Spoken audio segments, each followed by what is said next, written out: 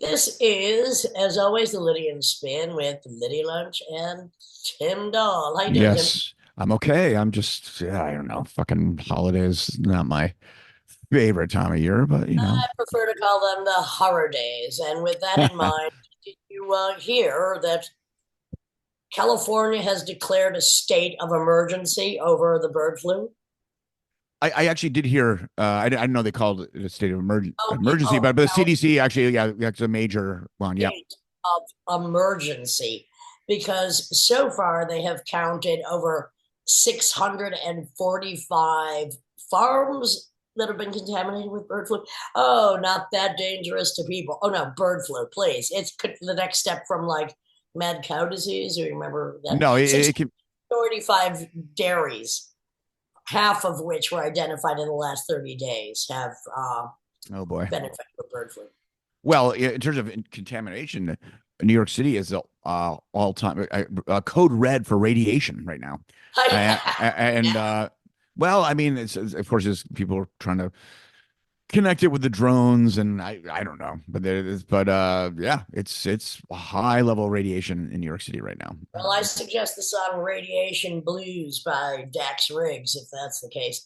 Now, there's another, this is of a different nature, but what about, and I don't even know how much 3,000 billion liters of water flooded out of a glacier lake in just 18 days. So, in Where little was over, this? Where was this? well, in a little over 2 weeks, the ice dammed lake in East Greenland, it is the first time scientists have Oh closely shit! documented an event, and it could help to uncover how outburst flooding could wreak havoc elsewhere in the world. Now, I mean, that is a huge freaking amount of water. So the water had been accumulating in the lake over the past 20 years, but it recently reached a critical point of melting. Okay, Yep. so like a 15-mile long tunnel was naturally carved beneath the ice, and it was transporting a gigantic amount of lake water toward the world's largest fjord. And but the end, it just happened to burst. So Well, I mean, Greenland up until recently, I'm sorry, because obviously prehistoric times, whatever, there's been lots of fluctuations and movements of continents, but Greenland, as we knew it in the early 20th century, was basically just like this little bit of like a rim of land, and then you don't go far in. That suddenly there's this just giant ice wall that goes vertical like a mountain, and that was like well, that's this the is whole thing. And yeah, it's the chunking thing off. is, East Greenland is a region that's pretty sparsely populated. So the risk, at least right now, to humans is minimal. But however, there are many pro-glacial lakes that loom over highly populated areas. A 2023 study concluded that 15 million, and let's face it, in the face of billions, is that really a lot? People across the world are at risk of deadly glacial floods, primarily in, and who even knew there were glacial floods possible in India, Pakistan, Peru, and of course, Himalayas, and a lot of people think if there's going to be a nuclear conflict like using weapons, a lot of people say it's going to be between Pakistan and India because they rely on the Himalayas for a lot of their water, and these are combined population of like 1 point something whatever billion. And once the water's gone, then well, humans are going to go fucking nuts. Uh, uh, I guess we're all going to have to be drinking tequila teasers. um, so, What's going on? well, I mean, I don't know. I got the kind of grim stuff and I got the funny stuff. And Well, funny things, because then well, I'm funny going thing. to what Uh, these holidays are to me, which is well, horror, not here it's funny stuff. I mean, I guess it's a big problem. Like people steal Christmas decoration ornaments in people's front yards. It's becoming like more of a problem, and now everyone's got I've sort been of. known to I've been known to steal a pumpkin or two, but that's only a Well, baby I one. was checking out like in California, like there's this one guy going around and like stealing these fucking ginormous inflatable Santa Clauses, like at 3 in the morning, kind of. I mean, these things are like 20 something feet sometimes, and I don't even. He has to deflate them a little bit to get them in his truck, but he's just running through the streets with these Doing where giant. there's like the Cadillac Ranch, where there's just like suddenly like 20 giant Santa Claus in the I, middle I of don't the know. street. I don't know what he's doing. It seems crazy. So in Utah. It's been, I don't know if you saw this article, but Jesus models, guys in beards and these kind of like handsome, like kind of, I don't know, kind I'm of sorry, but dudes. I think I'm weird. It's rare I find them handsome, but carry on. No, no, Anyway, no, no, no. That's who they're kind of, that's who's getting them. Beards and long hair because people want to do these family Christmas card portraits with these kind of, I don't know, people pretending to be Jesus. And so that sort of like a lot of people will make money on the holidays dressing as Santa Claus and working in malls or kids events, and there's just Jesus models out in Utah is a big thing, and you can make a lot of money. And people want to pose in those pictures. More on the dark side here, well, wait a minute, because I'm going to yes. go to the Cagoner, which is, the Barcelona nativity scenes, only place in the world that has the poopers at the nativity scenes. And of course, this year, Trump is selling out because, I mean, not only is guy full of shit, smells like shit, does shitty things, but they always have whoever is, the top political pervert at the time. And there are little sculptures at the nativity scenes. It's the only place I know that does it is in Barcelona, and they'll have like whoever the pooper of the year is. So there you go. Carry Yeah. on with your So I mean, dark side. well. I mean, man, Joni, they're really they're charging him not just first degree murder with terrorism, and that's basically to try to intimidate society. And it's I mean, terrorism. You couldn't you just say Well, that basically people basically changing policies on people and not paying? I mean, is that a form of terrorism in terms of well, like let's go back to the quote. One death is a tragedy. Oh, yes, it is. And 1 million a statistic. And let's face it, you are foolish enough to pay for insurance of any kind in this country, which most people are. They might just get ripped off at the pass but because the yeah, American Medical Association is in cahoots and, cut Social Security, cut Medicaid, get rid of Obamacare, keep the prices going up. Oh, lower the price of insulin, one thing, because you gave everybody freaking diabetes. I mean, Good speaking of luck, Chris. cahoots, I mean, Biden's not really going out with a lot of class here. I mean, his pardon list, that fucking piece of shit. I know about these people because I used to watch And American Greed a bunch. husband of class. I mean, Michael Conahan, the Cash for Kids judge. Oh, I he's pardoning him. He threw 2,300 kids in jail. Some for chewing gum. yeah. Some as young as 8. They've committed suicide. But I'm sure He most of them of got color. fucking. He Yeah, got yeah. fucked. Well, it's in Scranton, and so a lot of white trash trailer park kids too. Well, I mean, he's fucking pardoned. What about that fucking Dr. Mira Sach diva from Mississippi who is basically siphoning off the cancer treatment, and wasn't giving people full dosage, made millions on it, and people were right. dying. I mean, Like, why are you fucking letting these motherfuckers off? Or what's her name? Rita Crundwell from Dixon, Illinois, basically embezzled 54 million from her town to breed race horses. So it's well, I mean, it's only not very starting. The clever. targets are only beginning, and let's face it, they all suck. So they all freaking suck. That's one party. They have different names. There's a few people that are stellar, and most of the rest are just Well, ridiculous. Nancy Pelosi cockblocked AOC Well, on that committee. dying days, Put in age breaks Jerry the moon. Connolly. That's Put not in enough. Jerry Connolly, who's 74, has cancer, and the Democrats just won't listen. They know it's best for everyone, and they want to hold on to their power. And here we are. Thanks. Yeah, well, you know what? In the days of the birth of somebody that never existed, celebrating consumerism, and most people having to retreat home to the families they probably abhor to hear bullshit they would rather not fucking hear, and then be resigned to their teenage bedrooms if they still exist, if they don't already still live there because they can't afford to pay rent. I'd like to suggest a little cheery time during this horror holidays, and that would Please, be please. what cheers me, Tim? What do I spend my time when I have nothing else to do watching? Two things: forensics Forensics. and Uh, horror. But right. I am a horror elitist. Oh, So, hold on. Also, Dark Side of the Ring.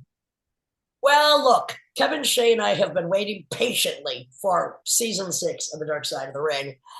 Yeah, I can't wait. But anyway, in the meantime, we've had to satisfy ourselves, and I had a very good night with Kevin Shea watching Longlegs, Nicolas Cage, looking like Genesis P. Orange's grandmother, a great horror film directed and written by Anthony Perkins' son, Oz Perkins. But Okay. I think the number one top horror film, and then I'm going to go through some other ones that were quite good as well. The Substance with Demi Moore. I mean, it's just fantastic. It's like early Haven't seen it. Cronenberg.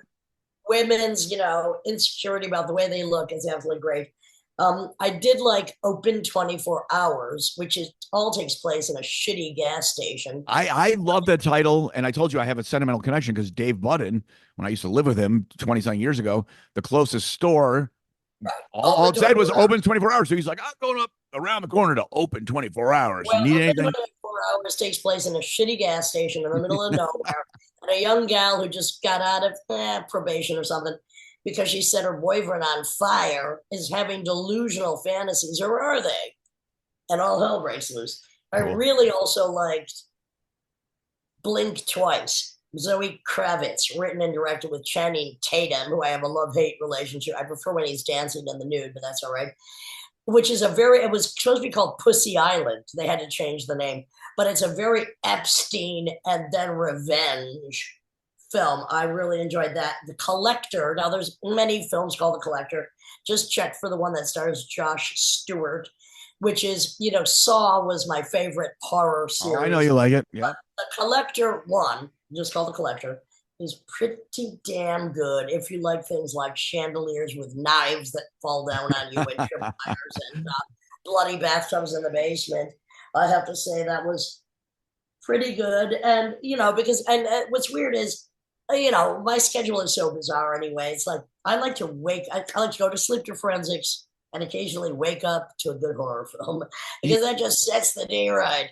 And I wanted to see Smile too, but I'm not going to see it now because I wanted to see it in the theater. I want the giant sound systems to like, give me a heart attack. The jump scares. Well, there's a few others on my list that I haven't seen yet, which is The Oddity, Red Room, Censor, Cuckoo, The Devil's Bath, Dark. But hang on, because I know Simon also watched this. Because when I texted him when I was watching it last night, he goes, "Of course, he already saw it." And this is one of the most perverse documentaries, true story, on Netflix called The Kings of Tupelo. It is so complex to even describe. Two brothers that become Elvis impersonators in the most corrupt Mississippi town you've ever heard of.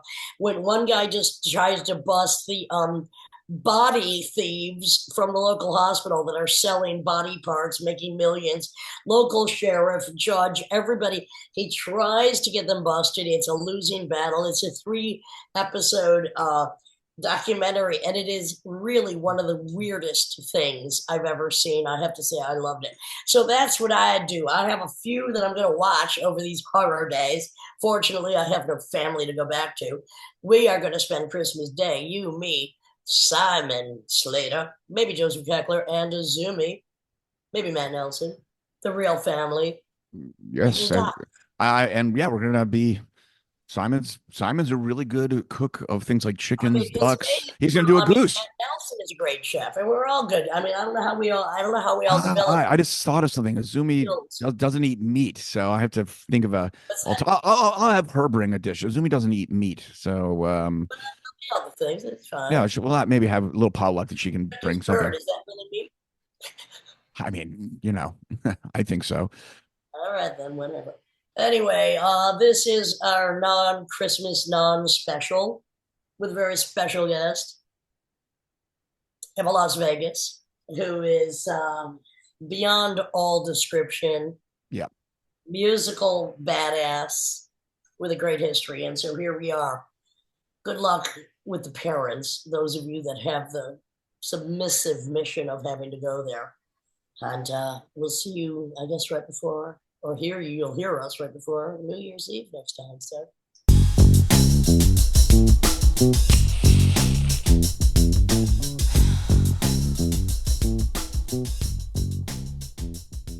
It's Yva. There we go. Okay. This is the Lydia and Spin with Lydia Lunch, Tim Dong, and our guest today.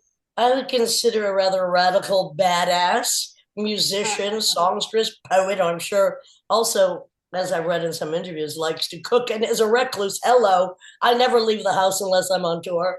I think we share a lot of things in common. So, Yva Las Vegass, thank you for being with us. Well, thank you for inviting me. I'm just blown away. You have no idea. I don't. Cool. You're right.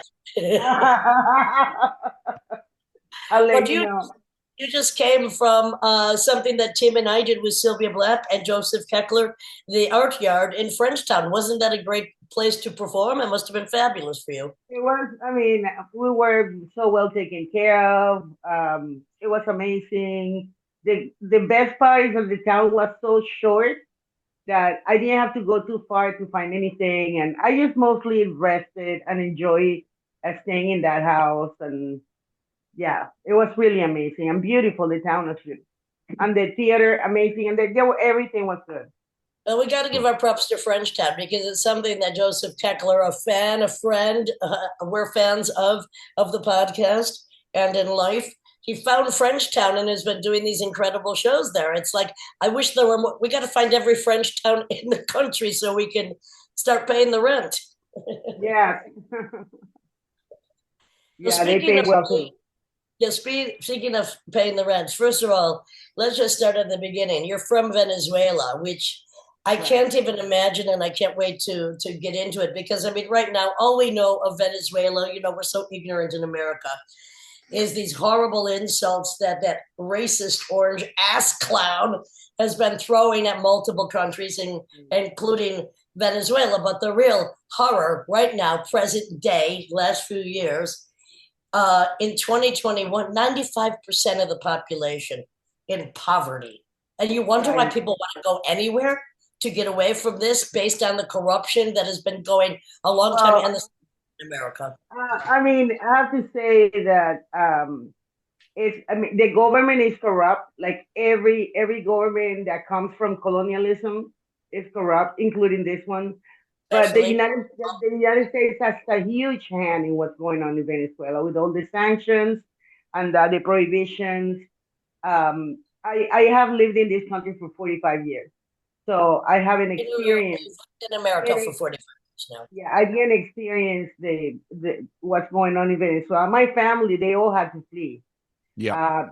And then they had to face the xenophobia wherever they went. You know, Venezuela is a country that never had immigrate, and people never left. Venezuela was a very prosperous country. We have the biggest oil reserves in the world. It's where people went, you know. But then now that we had to leave, it's like after living here for 45 years, I see the hatred and how immigrants are used as a political baseball. You know, every time that something goes wrong, it's the outsider, it's the other. Right. It's like I'm going to use a very shocking term because what I call it is, I don't understand how I mean this. It's always the next nigger in line, meaning at first, like in the 40s, it was Italians, Irish, Polish, German, whoever came next. And then recently, it's like Venezuelans, Mexicans, Colombians, whoever is next in line. And I mean that term meaning the most denigrated people, the most insulted, the most... Right. And it's just lazy. It's like because instead of dealing with the problems that we have here, let's just blame somebody else. And then, you know, it's not only that they blame us, but then they exploit us. Yeah. Like they pay us less, they hire us. I mean, we were amazing during the pandemic. They loved us during the pandemic because there we were delivering everybody's food. They allowed doctors and nurses to work, but now they can't work, you know, because they're not permitted, you know. Yeah, you know, who do you think Trump hires? Excuse me, Tim. Who do you think Trump hires? Whether they're from Venezuela, Mexico, Colombia, anywhere, everyone working for him who he never pays anyway, working as the indentured servants. And even when he had the Trump casino, anytime somebody would come in there that he was bringing, hide the black people. I mean, this country is such a disgrace at this point. And it's great to speak to somebody who actually born in a country that really the disgrace of it against its people was so obvious. So Lydia, I mean that it's lazy is one word. Heartbreaking is really what it is. I mean, everyone comes from a lineage of some kind of immigration, and how insulting are you to your father, your grandfather, your grandmother? By just the wives you married, Trump, to turn around and say, you know, the reason I call it lazy is because people here were so lazy and so terrified of newness that they brought thousands and thousands and millions of black people from Africa to do the work they wouldn't do. You know, it's laziness.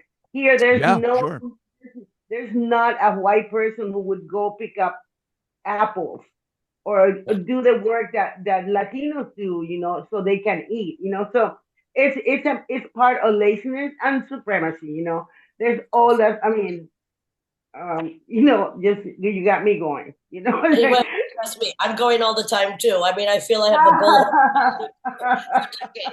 I am the most anti-American American I know. I'm like, because I mean, I'm not anti-American. I'm not anti-American. This country gave me the freedoms and the liberties that I didn't have in mind because I'm gay, and I am a radical. I'm radical. I'm a feminist, So in this country, there's a little room to move.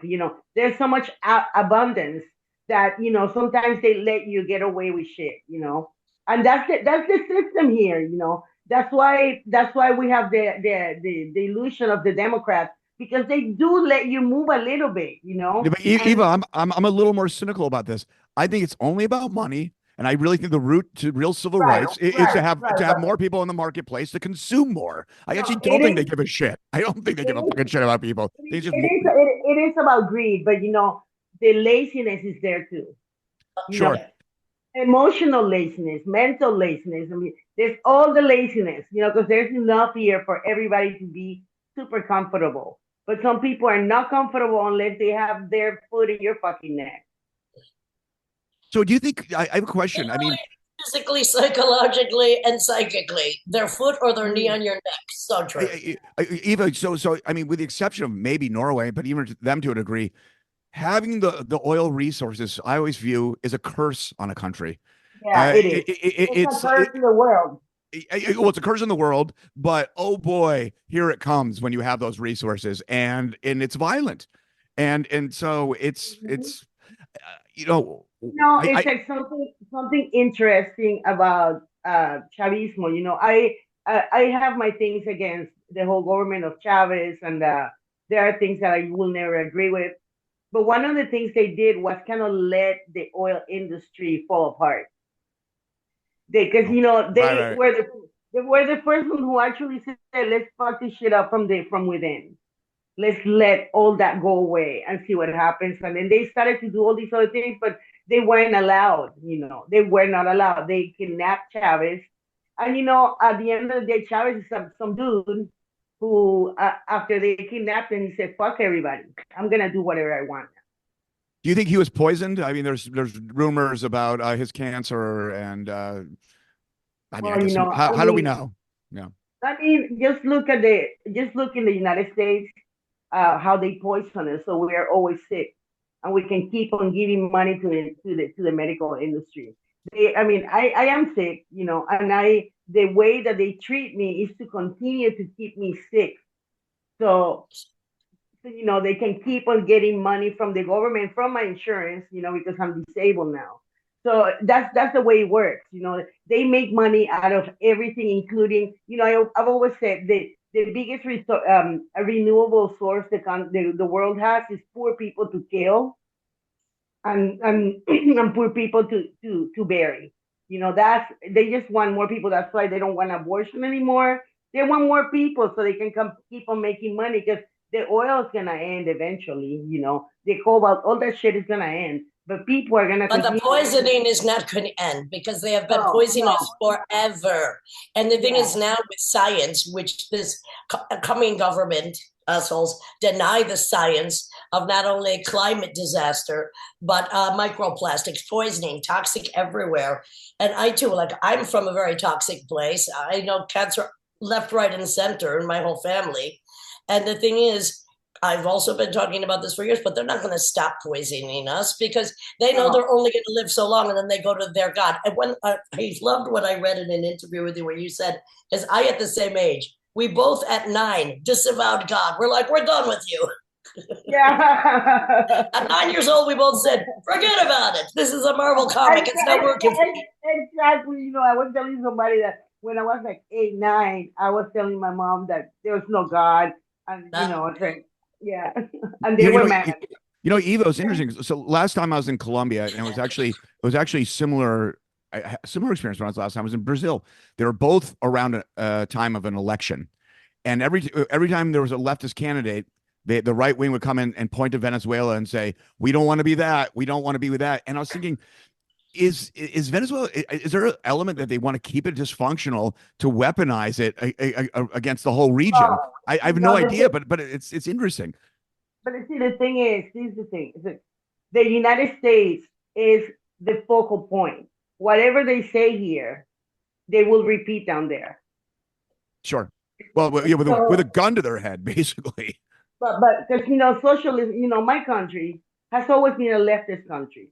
Right. Right. Always.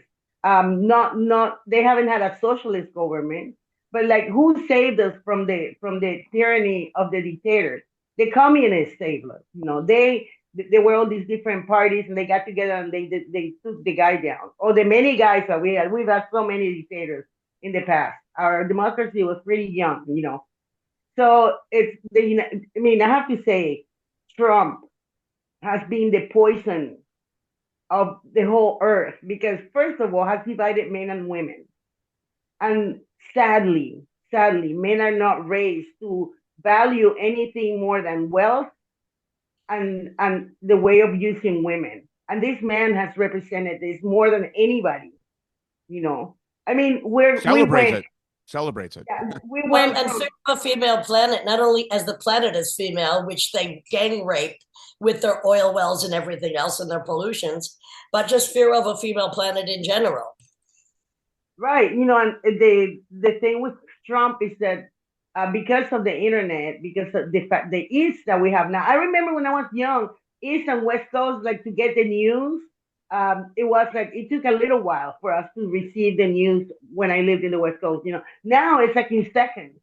And there's been, this is not new. There's this book called from Jesus Christ to John Wayne, or from John Wayne to Jesus Christ. In this country, how evangelists have changed the whole narrative, and they have been working on it for decades. Absolutely. And now they have it. They totally have it to the point that more people voted for Trump. And eventually I would like to talk a little bit about Latinos who live here who voted for Trump.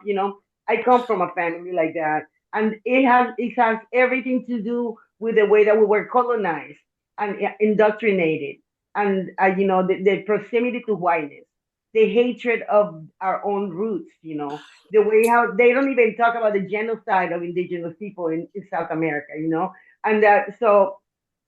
No wonder when people come here, they want to get close to that proximity of the biggest assholes, especially the biggest asshole now, because we come from assholes, Ronald Reagan, we can thank a lot of the damage that we have today to him. Absolutely. But even he exalted on the goodness of immigration, It's like, but all that has gone to hell. It's just gone to hell now. And I blame it a lot because of the low sperm count of white men. They're freaking out. It's true. Is that because of plastic? Is that because of plastic? I mean, there's a lot of. I think there's microplastics in their micro penises, and therefore they have to rage with war and oppression. The lack of melanin. Who knows? There's so many reasons why, and plus, people are not having kids because who can support kids right now? Right. Well, as an intellectual sadist, as I watch this Rome, as all of them burn and collapse, everything is cyclical. But the cycle that never ends is the disease of stupidity and war.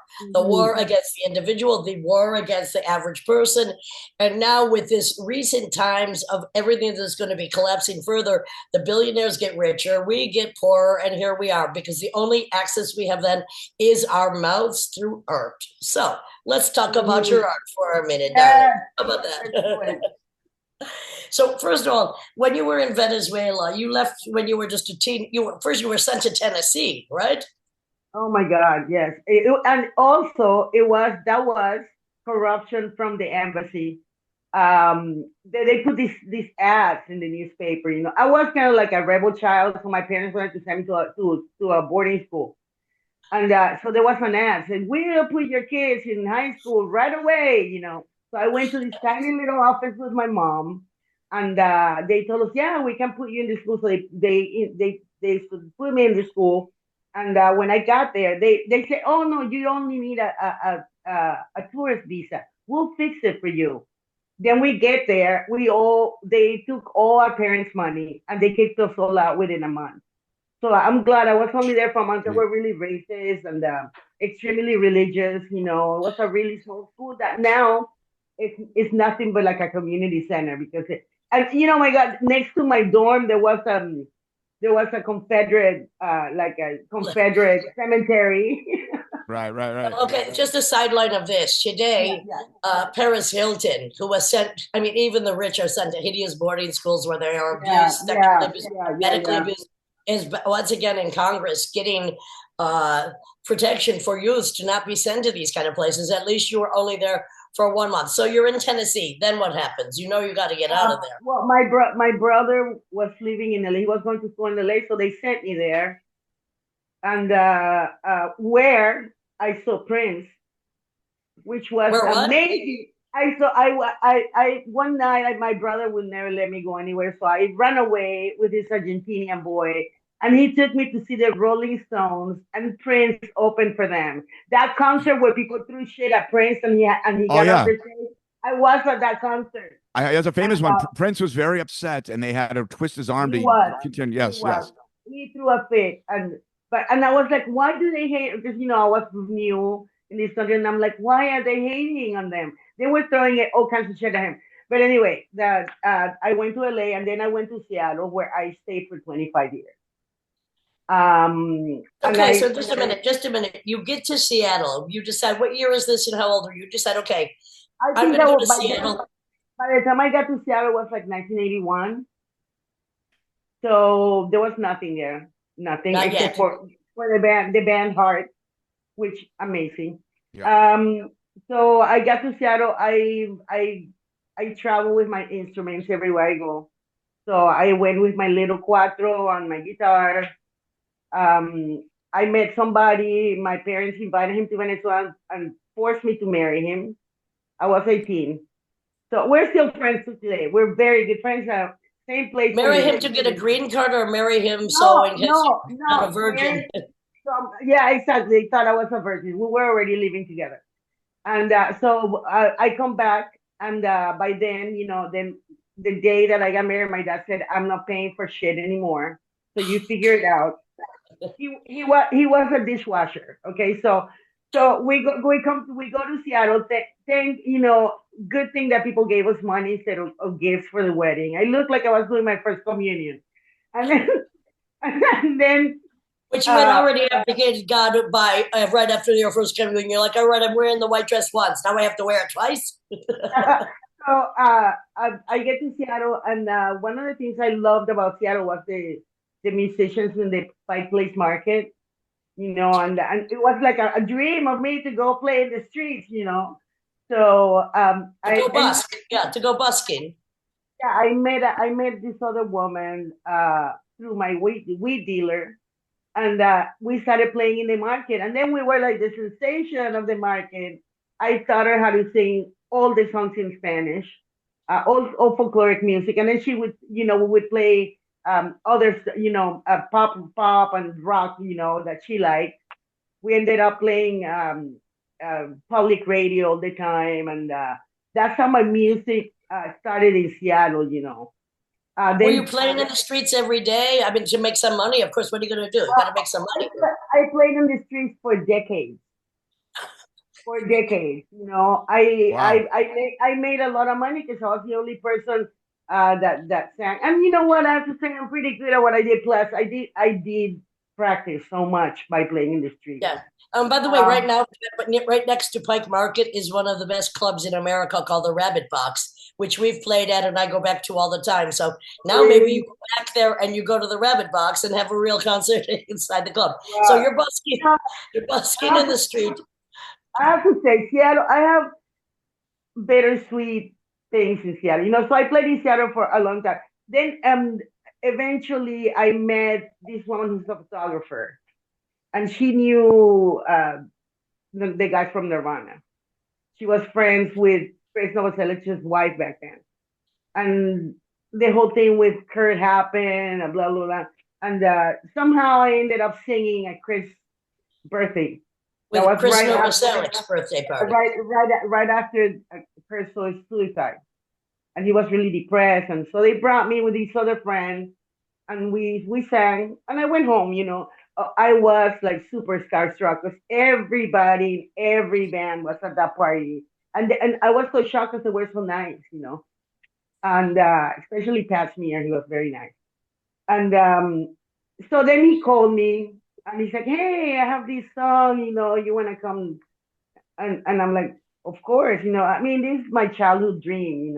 I was in my 20s, so I went and played. We started playing. Then next thing I know, we have a rehearsal space. Next thing I know, we go to some calls and get a drummer because Chris really loves calls to say kiss his ass. And so we got this song, and then we're playing. And There's your dream. It's happening. Yeah, come on. So then I had to have a sit down with him because it was really, I was so much anxiety for me, that I didn't know what was this, what is this, because if you just want to play with it. I said, look, are we doing something serious here, or you just like passing the time? Because it's costing me to feel insane. So tell me now what we're gonna do. So then the thing took off. We got the, we talked to all the managers he had. We signed a contract. We made a record, and that was sweet. That was Sweet 75. 75, yeah. And There's it was some really great, really beautiful songs on that. It was a really amazing. I have to say, I wrote those songs, and we did have Bill Rieflin playing the drums with us, who was an amazing musician. And we practiced for like 3 years before Wow. Yeah. So, were you still busking on the street while you're practicing? I did. I busked even after I signed the contract. No, by then I had a store. I had a girlfriend, and we had a clothing store called Fun Q. And I had another job too, because you have to have like several jobs, but that happened, and it was in so many ways such a good experience, especially the recording, the meeting all these people, the traveling. Yeah, that was all really good. But Geffen Records didn't really promote us. All they wanted was for Chris to keep working on the Nirvana stuff. That was the carrot, So yeah. For me, it was painful because they said really bad things about me in the press, that I was ugly, that I was fat, that I was a dyke, but then when I read that I couldn't sing, that's when I knew that they were talking shit. It's like, okay, you can say all these things about me, but I can't sing. And then when I would do a solo and they would say it was Chris, that's when I knew that, okay, I can be okay. Yeah, because you had the goods. You were the goods. But the thing is, like, I was talking to my friend that in this country, like subcultures that are supposed to be really cool, they're nationalistic too, because my identity from my country will always show. And I was telling somebody about like, oh, I'm gonna be with Lydia Lunch. I'm so excited. And I remember when you did the stuff in Seattle with Exene, Sherbanka. Yes, I think it was at a place called the Skid Row or something. But anyway, it was like I didn't have access to that. It's like that crowd was mean, and it was like very heteronormative, and I could never be accepted in any of those groups. I could visit, but I could not be part of. And it's because we have a nationalistic bullshit in this country that goes deep. Well, what's interesting is when you say this, he's like, I feel that if I'm accepted in the underground for whatever reason, that they still don't even really know what I am. Right, because what I identify as, and also I liked what you said about, this time of these definitions with gender binary, it's bullshit because that's restrictive also. When you have to put a label on what you are because of your sexuality or your sex organs, it's ridiculous. But I mean, I feel always, even though I've been dipping in and out or creating different genres or different communities, I always feel I am outside it. Not that I stand alone, because I don't, because I'm talking to you now, and that's why we have this podcast. And most of the people I work with, I still love them, but I mean, I still feel as a complete outsider, and I take great strength in that, because even when they're standing there, don't tell me you love me from the audience, because like, you will not love me as much as I love myself. I'm just saying. But because of that outsider status, which I wish other outsiders like yourself, we have to understand our strength in that, because we are the anti-dictators. We are the confronting the cockocracy. It's like I do, and I do. I take a lot of pride in my position, and I always meet people who are like me, and it's the biggest joy ever. Because it's like, I mean, I know that I'm no longer alone. I'm not alone. Right. And I know that I can say these things, and somebody will, oh yeah, it is like that. It fucking sucks, But how much fun in 1 week to have Joseph Keckler, and then he says, well, you have to get on the show, and I'm like, of course I do. I'm still like blown away. I can't believe it. It's like, we're just also weirdos. What we support here on this podcast and in general, Tim and I are like, we are the true weirdos. We are outside of a lot of things, but yeah, we'd like to go into some things, and we like to support that which stands outside of the norm. And I'm still vocal.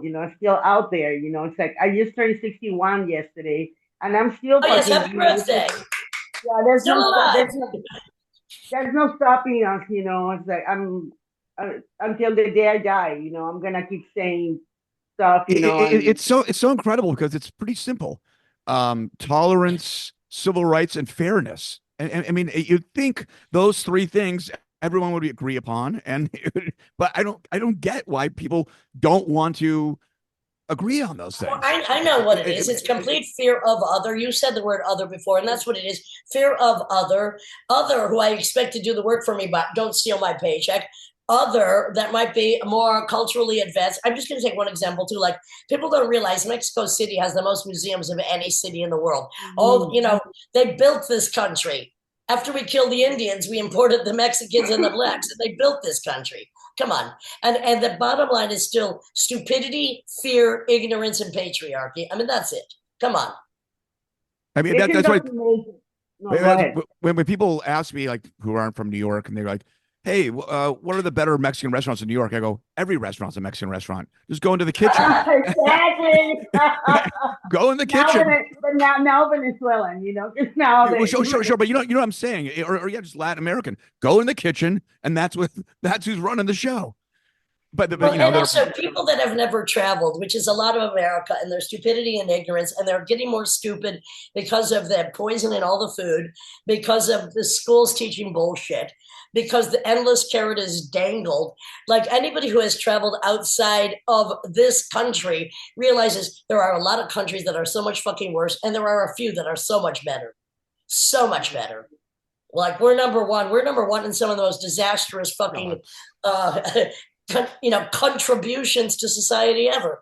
So, 27th in upper mobility. Yet we are the ones that sell. We actually kind of invented it. We sell it, and we're 27. So there's 26 other countries. If you put a lot of effort into your life, you're going to get better results than the United States. And the fact that they still sell.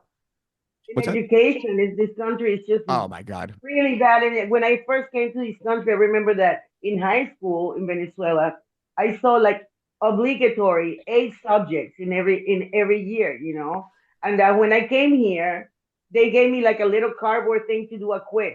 I'm like, what the fuck is this? A, B, and C. It's like, they don't teach you anything here, nothing. And this is way back in the day, Now they really don't teach you shit. No, because they want you that's to be forever in. Yeah, they want you, whoever can afford it, to be eternally in debt by going to these fucking high, schools that all the politicians have gone to, which you are then eternally in debt, which is why you have to become corrupt and steal things from everybody else, so that you can continue the fraud that this country exports and supports. Deregulation. And that's why we sing songs. That's right, Reagan. Deregulation, privatization of everything. So then you get. Again, like you're saying, these private colleges, not the Ivy Leagues, because they actually do have real information. You know, they have real information because the Pentagon wants to buy it, the banks want to buy it, and all that stuff. But a lot of these private, very expensive schools, a lot of shit's just made up, and so the kids graduate with, as indentured service, $250,000 in debt. And then there's all the children of the rich people who go to these schools and then they end up in exactly like Matt Gates, you know, and just it's just everything. It's just a pyramid scheme, and it's really bad. It's a Ponzi scheme. I think it's totally crumbling right now because when we have this guy as president and all the grossness that he has picked to work with him, it has to crumble because nothing is gonna get done. And there's going to be a lot of stealing, you know. Can I ask you a question? And of course, you can answer it any way we want, of course. But what's your feelings about Mangione and this CEO assassination? I mean, I'm a person of the people. What do you think? Oh, yeah, me too, honey. Exactly. And you know what? I mean, one of the biggest problems in America, which it keeps a lot of people poor, is the lack of health benefits. You pay insurance every month and then they don't pay for what you need. And also they poison us with the food. Hello, it's absolutely a circle, like Dante's eighth circle of hell. That's the way it is. Yeah, well, and that's why we sing. Hello, hello. But going back to what you're saying, because you're saying things are about to crumble, do you think this is going to be historically a significant tipping point? That suddenly, we're using taxpayer money. They're to up the security of these CEOs. The governor of New York created a therapy session online for all these CEOs who are now crying and afraid. And it's like, I need to get in on that job. I would love to be the therapist for some of these motherfuckers. I have undershot my calling. I would love to be the dom for that session. Okay. We need to go into business together, honey. It's true, because they all need the shit beaten out of them, whether they like it or not. I used to be a dom, and I was brutal, and I think that those people need it. You know, it's just it's never too late to wield the whip. It's never too late. I can wield the whip in a wheelchair. No problem. By the way, that's a pretty sexy idea. I don't mind it. You know? That's right. That's a great title. Suck my toes or face the whip. How about that? And that's a great album title. The pinky needs 100. The big toe needs 100. But I mean, even though we're talking about all this stuff, I have to say, I just want to let you know that the day that I embrace not consumerism and not aspiring to have wealth, that day I became a lot happier, and I think that together with this incredible, the rich are rich and the poor are poor. The poor want to be rich, and that's just so. It's just such a dumb aspiration. Well, look, we both come from poor families, so we're used to it. It's nothing new. I'm amazed I'm still doing what I do, because I thought by now, of course, I might be dead or in prison, but however, we're used to it. It doesn't mean we like it, but here we are. And the thing is, I said for decades, the whole country needs to call in a strike. Stop paying your rent, your gas and electric, the water bills. Watch where every dollar goes, because every dollar you spend is going to the fucking enemy. Stop buying shit. Stop it.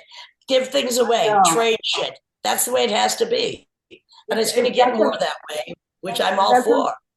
That's another very unfortunate and sad thing about my community is that Latinos are the biggest consumers in the city, because a lot of people come from poverty. Then that's a sign of poverty to wanna buy more stuff, and then we end up buying all this plastic shit. I actually came from a middle class family, and when I came here, I started learning how to do with less, and then I started to have pride and how I could do with all this. Learning that I didn't need all these things, and why do I need, it's like, so. Well, the only important thing is to be able to pay your rent, because everything else is like cake on top of that.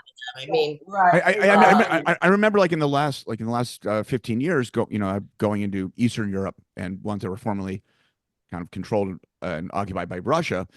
And I was telling my friends and stuff, I was like, you guys are developing all these malls on the outside of town. Ugh, Don't do it. don't do it. Strip Reinvest. malls in South No, America. no, Yeah. reinvest in the center. Build up your natural infrastructure. This is not what you want. But coming from communism, they're wide-eyed seeing all these plastic But yeah, okay. mall shops. Another thing that really crawls up my ass like a fucking pitchfork is the financial amnesia of not only people I've known that have gotten much more successful, but in general. I mean, first of all, the other autistic ass clown, Elon Musk, who's, by the way, South African, he's an immigrant too, who just has no idea, or the other ass clown who's orange, has no idea how much food costs, doesn't even know what really the meaning of groceries is.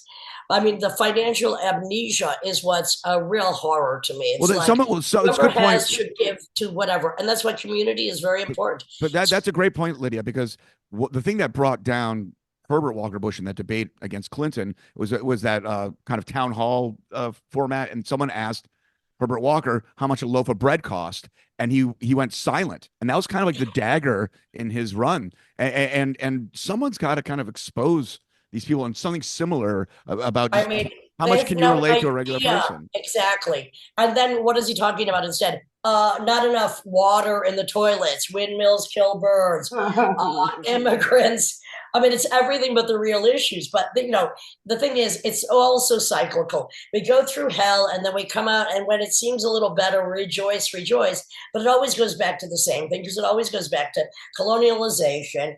The rich will dominate the poor. Patriarchy sucks. The war is never over. And here we are. And that's why we rebel as artists, because we pray. We pray to the God that does not exist, that art is the salve to the universal wound. I'm going to ask both of you this. Don't you think there's an element of Stockholm syndrome with society? Like people want to believe this bullshit that's being fed to them, because if they actually were serious and looked at it for real, it'd be devastating to them. But it's all about the idealization, and like I was saying, the newer generations and the division of genders. It's like people admire that Trump doesn't know how much bread costs. It's so good to be rich. Right. It's so good to bring a wife from Eastern Europe. And that's like it really been it's an indoctrination right now. All those podcasts with men, all that stuff that's happening, that the hatred of women is so intense, that people say that women shouldn't vote. All that stuff has a lot to do with what's going on, and people don't take it. Yeah. Did either of you see AOC? She wrote something where she's like, people who voted for me and voted for Trump, please tell me why. Turns out shitloads of people actually voted for her and Trump. And of course they think, well, you're both for the people. Trump's a total fraud. I mean, but again, I'm going to take it back to this. My theory of the God hole. It's the same reason why there are billions of people forever attached to any religion, call it what you will. They have a need to believe in something greater. They have a need to believe that if not in this lifetime, in another lifetime, or possibly, here's a freaking con artist, a rapist, a misogynist. And yeah, I'm kind of like that. And for the freaking, they're just stupid. And there's no excuse for that, because, in a lot of other countries, when shit gets this bad, thing is, I said 5, 8, 10 years ago, we needed an insurrection. I didn't mean the January 6th one. I meant another one. And maybe that is coming. And let's go back to Luigi Mangione, because the thing is, there is going to be more of that, because people can't take it anymore. And now in other countries, there is uprisings. We had an uprising, to go and hang Mike Pence, the most inconsequential human being ever on the planet. That's kind of pathetic. Mike Pence, the elf in the shelf. Oh my God! Yeah, poor guy. No wonder he shat his pants. We don't even have to go so far. Look at South Korea. They just impeached the president for saying the same shit that Trump is saying. That's what he wants to do. He wants to dominate. He wants to control. And that any other country, the United States has this bullshit belief that we're the best, the greatest, the most advanced. Bullshit. It's like, Well, I come just on. pray for two. There's only two things I pray for because I don't believe in prayer, but I pray for Barron to become fratricidal, and I pray for Putin to throw a fucking blow dart because he's going to get sick of this clown soon enough. I'm just saying, there's any number of ways to at least have a couple of fantasies to make the day go by a little bit brighter. Well, I mean, the Democratic Party should listen. I mean, people are voting for AOC and Trump. No, it's like, then put in a populist yourself, because that's clearly what Americans want. And so we don't need a fucking fraudulent one. Put in a real one, but they won't do it. They won't do it. I mean, there are some reasonable people, very few in politics. I mean, I still would vote for the man who left Congress because he knew how corrupt it was. Adam Kinzinger, I'll still go for him. Actually, he could just be the president of my garage. I don't even have a garage and I don't drive, but I'm saying if I did. I'll bring him right in because you know what? At least, and again, people don't have to have the morality is whatever, but at least if somebody really has a pure idealistic vision against corruption and can call it that, I don't care what the rest of their politics are. I say that is a good man, somebody that speaks up. Liz Cheney, who would ever think, except for Tim Dahl, who thinks that I and the Cheney family have something in common, would say Liz Cheney made my day when she was bold enough to come out. And the thing is, you know, the number one thing for me has always been overpopulation is one of the things. What I don't get is, but you nailed it. You said the Republicans don't want to advance abortion, even though more women die in childbirth in this country than any other industrialized nation, most of them Black. That's okay. They don't want to promote abortion because they want more fucking workers, although they pretend they don't. But the thing is, you would think they would say, well, a lot of the people that can't afford an abortion might be immigrants. So we should, and my opinion is zero population growth might help a lot of things right now. But I'm all for free vasectomies. Dial my hotline. I'm ready to give them out. Yeah. Well, I mean, when abortion was illegal, they had in the hospitals they had a floor dedicated just to the women who came from the alleyways, you know. So there was a whole floor in every hospital for women dying from illegal abortions, you know.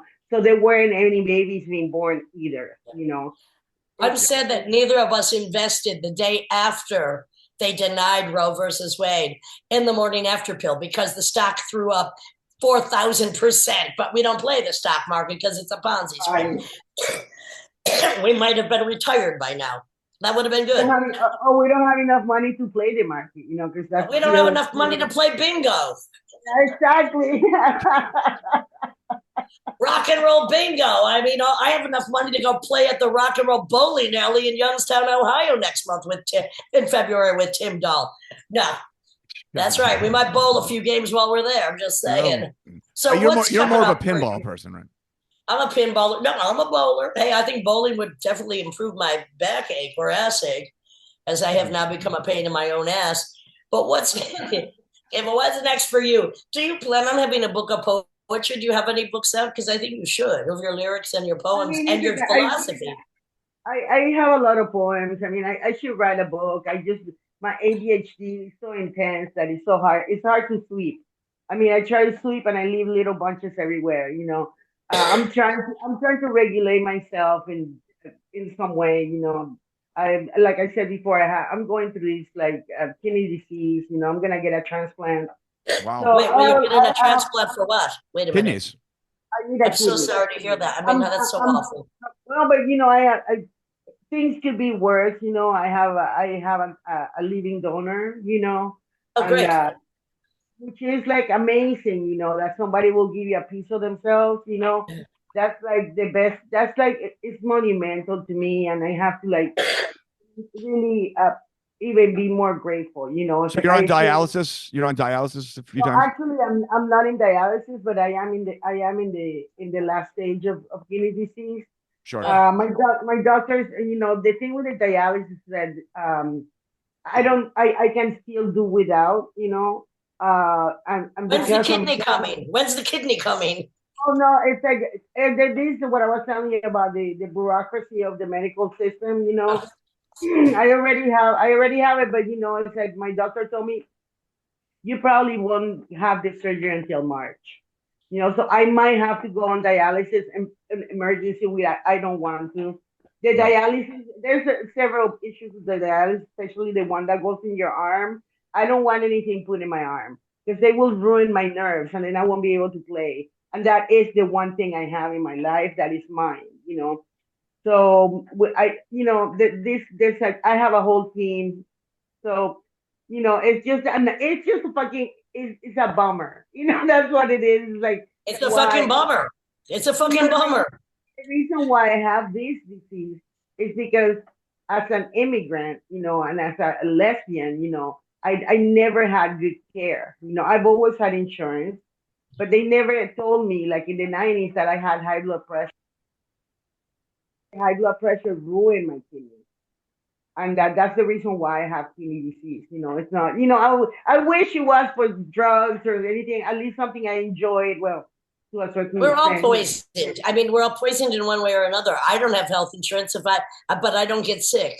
If I have a problem, I wait till I'm in Europe where they will see you for $50, Right. Lucky that way. By the way, so in the meantime, why don't you get that fat box of poems that I know you have and let me help you organize them? Okay. That sounds. I mean, I know you have them. I think that a lot of the stuff is in Spanish, and a lot of stuff got wet. Well, maybe we look for a Spanish publisher. Which, by the way, I mean my literary agent lived in Barcelona for quite a few years, and she might know. But I think we need to get this done. I really just need to some kind of. Oh, we're losing you. Say that again. Hold on. I just need to write a book. Can you hear me? Yeah, because first of all, I'm really funny, so I could drop some names, make some jokes, and some wisdom. I just have to get going. And again, you know what I tell people when I'm teaching a workshop in spoken word, writing, and performing is everybody can tell a great story. Everything you've just said is amazing. Sometimes you just have to tell it and record it and then edit it, because writing is a very bizarre process. I mean, but we both are recluses, so that works well. But sometimes you can just tell the story and transcribe it, and then that makes it go much faster. Because I think you need to do this. I'm encouraging. I think so too. Thank you for the encouragement. That's good. Anyway, anything else, Tim Dahl, before we close up this pre-Christmas?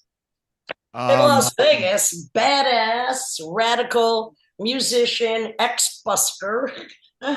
Had a band with Chris Novoselic, not many people can say that. Just did a show with Joseph Keckler in Frenchtown at Art Yards, amazing. Recluse, likes to cook. Me too.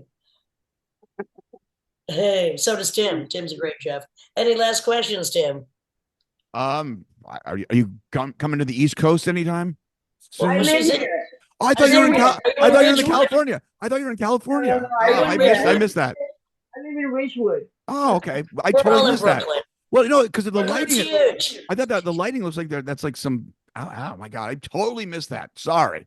I thought you were on the West Coast. I only knew because Keckler told me. So anyway, okay. It's been a real pleasure talking to you because we're both very political. We can't stand a lot of the shit that's going down. We talk about it all the time. I never stop. And again, I'm just going to say art is our curative, because if we didn't do it, we would be dead.